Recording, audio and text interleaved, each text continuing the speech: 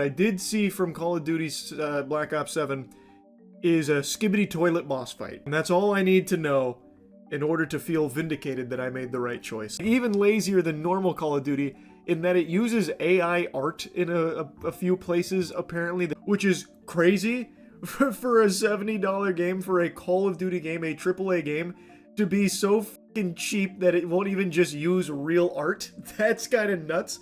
So I was yapping about it on stream a bit, blabbering there, so I wanted to show you a couple clips. You can hate the campaign, you can hate the skibbity boss fight at the end, you can hate the AI, but at the end of the day, 30 million people will still buy this game. It will not matter. And they know that. That's why they get so lazy and do everything for as cheap as possible. It's just gonna sell.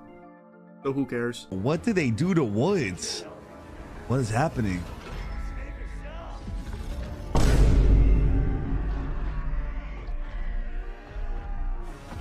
This is the Black Ops 7 campaign. This is the third mission in the campaign. Bro, what is this? What? I don't even know how to explain any of this, bro. Has Call of Duty finally lost the plot, bro? Bro, what is going on?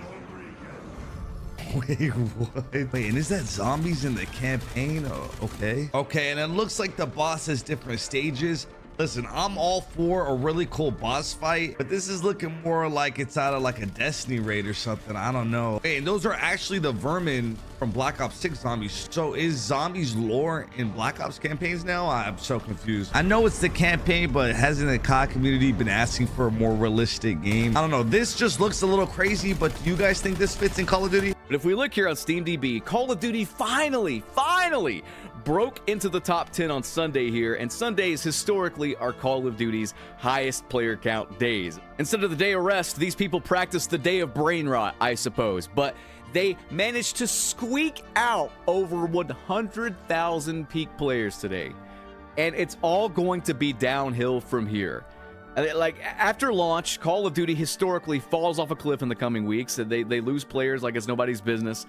And if this is the best they can do, if the best they can do is managing a paltry 100,332 players, we are in fucking trouble here. Something felt strange about Black Ops 7 from the very moment it dropped. It wasn't the marketing, it wasn't the trailers, and it wasn't even the gameplay that people were criticizing. At first, it was something much quieter, and honestly, something far more worrying. It was the feeling that the energy just wasn't there this time. The numbers weren't moving, the excitement wasn't spreading, and the community wasn't reacting the way everyone expected. This is Call of Duty we're talking about, the franchise that used to dominate every launch window, break sales records without trying, and pull millions of players out of nowhere. Yet BO7's first day didn't feel like a celebration. It felt like a warning sign. A moment where even longtime fans tilted their heads and said, wait, what's going on? And here's the part nobody predicted. The game itself isn't even bad. In fact, a lot of players say BO7 feels smoother and more enjoyable than BO6. Some even call it a breath of fresh air compared to the last few releases.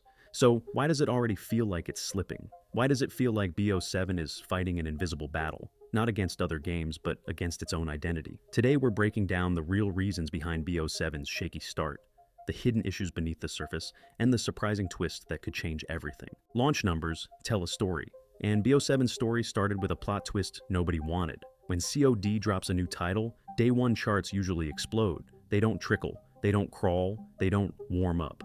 They spike straight to the top because even people who aren't fans show up just to see what's new. But BO7's debut didn't spike. It didn't even flare. It rolled in quietly, too quietly. Steam's peak sat around numbers that felt unreal for a franchise this massive. Meanwhile, BO6, a game many people didn't even love, had pulled in nearly 4 times as many players during its launch window. That isn't a normal fluctuation. That's a nosedive. And the strangest part? BO7's launch happened on the same day as several other shooters, who performed better. We're talking games with smaller budgets, less marketing, and fan bases a fraction the size of COD's. Yet somehow, they were pulling bigger crowds that sent shockwaves through the community. People started asking how a franchise with decades of dominance let brand new releases overshadow it during launch week. Something wasn't adding up, but the numbers themselves were only the first red flag. They weren't the reason behind the drop, they were just the early symptom. Because when you dig beneath the surface, you start to see the real cause of the decline. And it wasn't just one thing, because the numbers weren't the actual issue, The real story lies in what caused the numbers to fall in the first place. One like equals one prayer for poor Face Swag. Oh no, cause Face Swag just got banned live. Well, streaming Black Ops 7 already. I mean, he got banned already, so I guess Ricochet is doing a pretty good job because this cheater Face Swag just got banned live already. Race to Master Prestige is over. Don't worry about it. He'll make a phone call to Shaniqua, or whatever that black lady is who hates white people, who works for Treyarch as a community manager, that bitch. She'll just get him unbanned because these guys are balls deep all the way in the Call of Duty Activision Treyarch. Roasted. Oh, oh, oh, oh. Network connection detected. You must have an active network connection to play. Oh no, the network detected. Wait, hold on. What'd that say? What'd that say? Oh, what did it say? The network connection detected. You must have a network. Okay, and he got kicked. He got kicked, guys. Just like that. What happened, Face Swag? Say mine? Yeah, you got kicked. Look at the faces of these fat dude in the background, like, damn nigga, you just got caught cheating. And this guy over here is like, really? I mean, I have a question. I know people are going to say he wasn't cheating, but everyone else said he was cheating. That's why he got banned. I have a question. How many times do these guys have to be kicked, banned, kicked off the network, shadow ban, no network detection? How many times? Once, twice, 10, 20 times, 50 times before people like start to think there's something fishy going on here? I mean, come on. Did it just disconnect me? I'm so confused. Boy, that's actually heartbreaking. Bro lost and nuked the server. Well, don't worry about it. Like I said, it's going to call Shaniqua, the black lady who works for Treyarch, who hates white people and is an SJW. They'll get it all back connected. Don't worry. He's probably streaming already as you watch this. But, I mean, look, it's just another day, another example of Twitch streamers and streamers in general who are rooting gaming. Within minutes of BO7 gameplay hitting the internet, the comments section across every platform looked the same. Bro, this is BO6 with a patch. It looks identical. I swear I've seen this exact menu already. Why does everything feel like a copy and paste job? People weren't joking, and they weren't exaggerating, at least not from their perspective. Whether fair or not, BO7 started trending as a DLC, not a full game. That idea spread faster than any piece of actual information. Streamers repeated it, content creators repeated it, casual players repeated it, and the perception became reality. This wasn't one of those situations where only hardcore fans noticed the similarities. Even casual players saw the resemblance. The UI struck too many familiar notes. The movement system felt like a refined version of the previous one. The visual style didn't scream new era.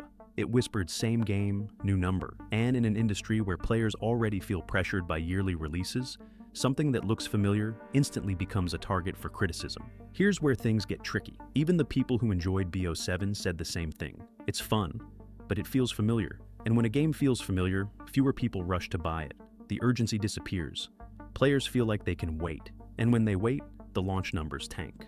But the DLC perception wasn't the true cause of the decline. It was a catalyst. Fuel poured onto a fire that was already burning, because there was a much bigger issue lurking underneath, and it had everything to do with the timing of BO7's release. No franchise, no matter how beloved, survives back-to-back releases that feel similar. BO6 and BO7 dropped so close together that it almost felt like Treyarch was releasing two parts of the same game, and for a lot of players, the burnout hit almost instantly.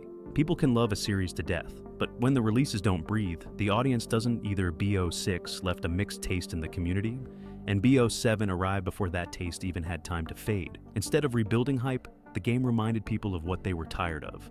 But the burnout conversation didn't stop there.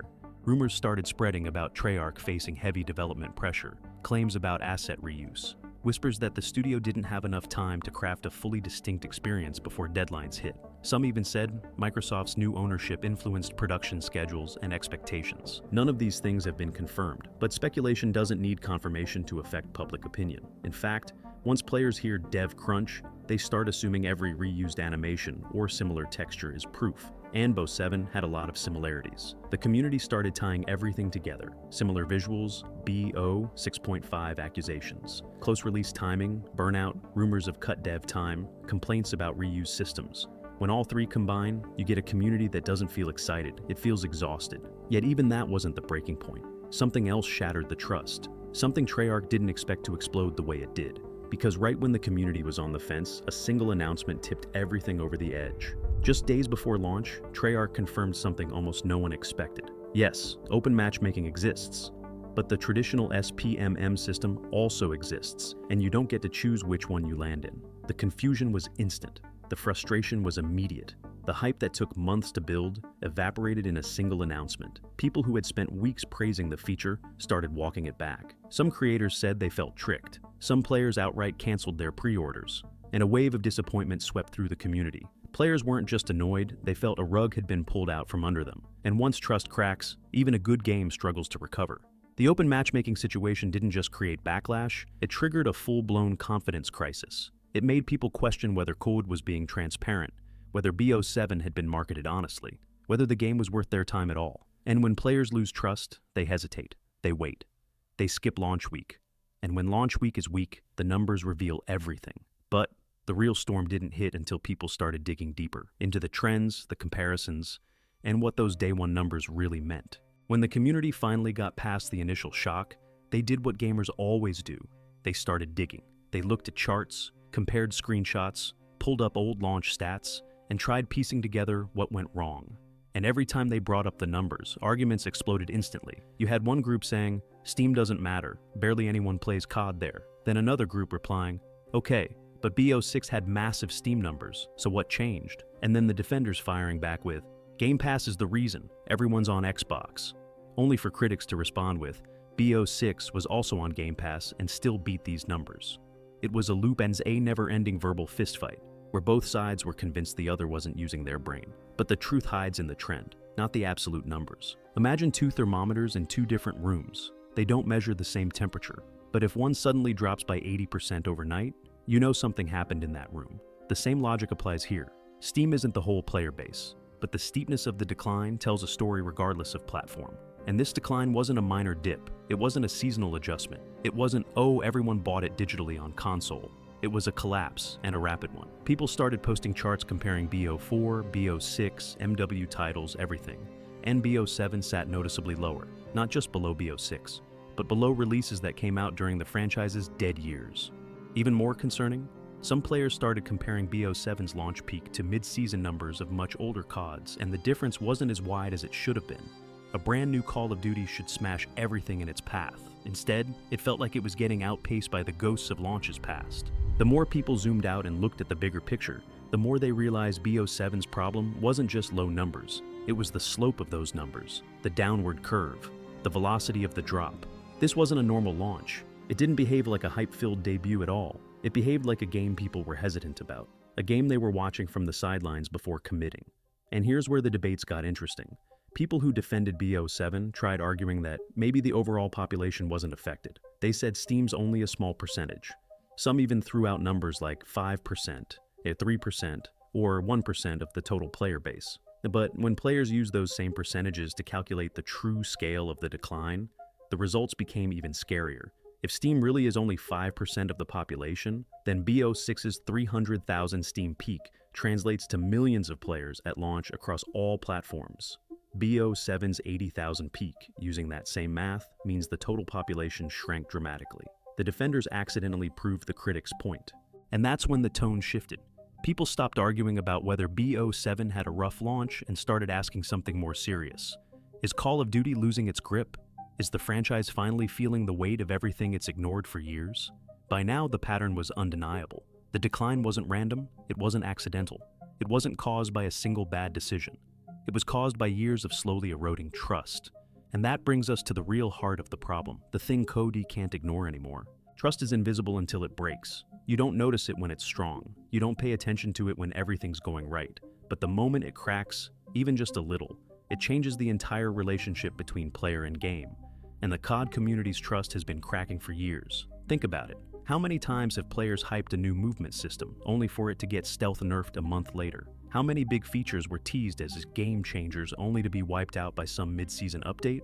How many times did the dev teams promise transparency and then go radio silent the moment something controversial happened? Every time COD did something like that, a tiny bit of trust slipped away. And BO7 didn't just inherit that weakened trust, it triggered all of it at once. The open matchmaking situation was the tipping point, sure, but the disappointment behind that announcement wasn't actually about matchmaking, it was about honesty. Players felt like they were told one story and then given a different one when it was too late to react. They felt misled, not informed. And when a community already dealing with burnout and skepticism feels misled, the backlash becomes 10 times worse. But something else happened, something bigger and more important. For the first time, people weren't just frustrated at Treyarch or Activision. They started questioning the entire system, the yearly release cycle, the constant push for revenue, the lack of rest between titles, the pressure put on devs, the rushed production schedules, the weird marketing decisions, the repetitive gameplay loops. It wasn't just a BO7 problem anymore. It was a Call of Duty problem. You had players openly suggesting COD should take a year off, others wondering if Microsoft would eventually force a break. Even hardcore fans, the people who defended COD during its roughest years, were saying it might be time to slow down. Because trust doesn't disappear overnight, it fades, it erodes. It hollowed out BO7's launch long before the game ever dropped. And yet, even with all of that happening, something unexpected started forming underneath the negativity, a spark, a small one, but still a spark. Because once people actually started playing BO7, something surprising happened. This is where the story takes a turn almost nobody expected. For all its controversies, for all its low numbers, for all its rough marketing, BO7 is actually fun, and that alone might save it. Once people stopped arguing about Steam charts and actually loaded into matches, a different narrative started emerging. Clips of clean movement tech started spreading. Gunfights looked snappy and satisfying. The pacing felt tight. The time to kill felt balanced, and players began saying something you rarely hear after a rocky launch. It's actually good. Even critics of BO6 admitted BO7 plays better. Even skeptical streamers found themselves staying on longer. Even players who canceled pre-orders ended up buying when they saw gameplay. And this is something COD has done many times before. It starts messy, but climbs if the gameplay sticks. NW 2019. Part 3 had a terrible early reaction. Cold War started slow, but grew steadily. Even BO6, with all its problems, saw increases later because people simply enjoyed parts of it. BO7 has the same potential, and maybe more. Because unlike previous titles, BO7's main issue isn't that it's bad. It's that people didn't trust it enough to show up on day one. That kind of problem is fixable. Once word of mouth spreads, once creators post their montages, once the sweaty movement clips go viral, once the game gets its first big update, interest could surge. Slowly at first, then rapidly as more people finally give it a chance. There are thousands, maybe millions, of COD players sitting on the fence. They're watching from the sidelines, waiting for a signal, waiting to see what people say, waiting to see if the hype snowballs. And if BO7's gameplay keeps delivering, that snowball could start rolling faster than anyone expects. But that brings us to the biggest question of all, the one that will determine whether BO7 becomes a comeback story or a cautionary tale. So, now that everything is on the table, what does BO7 truly represent? It's more than a game with a rocky launch. It's more than a title that struggled with perception. It's more than a victim of burnout, trust issues, and bad marketing. BO7 is a message, a wake-up call for the franchise, a sign that players are paying attention, a reminder that even the biggest game in the world can't rely on name alone. This moment matters because it forces COD and the people behind it to rethink everything. The release schedule, the promises made, the communication with the community, the way new features are rolled out, the honesty behind marketing, the value of truly listening to players. If COD learns from BO7's rough start, the franchise can recover. If BO7 becomes the shift, the turning point, COD might enter a better era. But if nothing changes, if the trust keeps slipping, if burnout keeps growing, if features keep getting announced one way and delivered another, then BO7 might be remembered as the game that warned everyone. And no one listened, the ball is in their court now. But the reaction, the future, the growth, the downfall, that comes from you, the players. So, tell me this. What do you think BO7's launch really means? Is the franchise changing? Or is it finally cracking under pressure? Drop your thoughts below. I read everything. If you enjoyed the video, hit the like button, subscribe if you're new, and turn on notifications so you don't miss the next deep dive. And as always, thanks for watching. Take care, stay safe, and I'll see you in the next one.